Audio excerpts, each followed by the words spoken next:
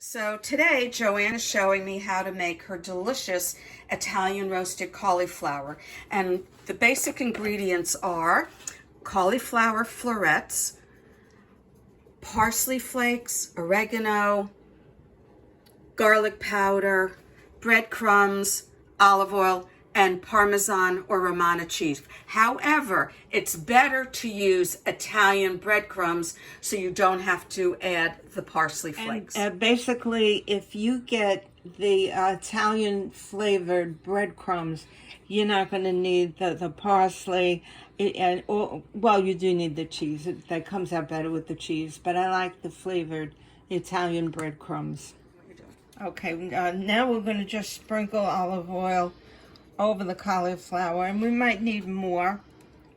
As you know, I don't measure that much. And we're going to do a little garlic, parsley, some oregano, cheese,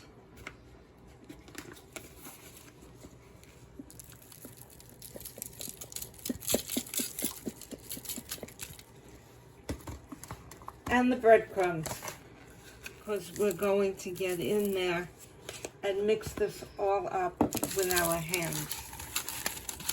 And as I said, we might need more oil. We'll see how that plays.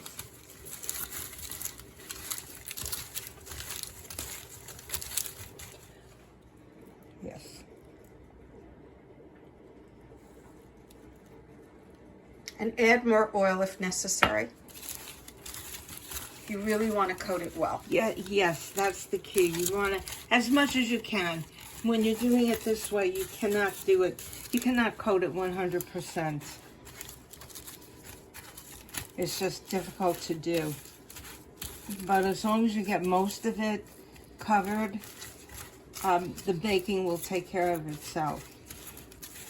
This particular dish can be used in with your antipasti, and my family uses it as a snack. You can eat it hot, room temperature, or cold. It doesn't matter. Your choice.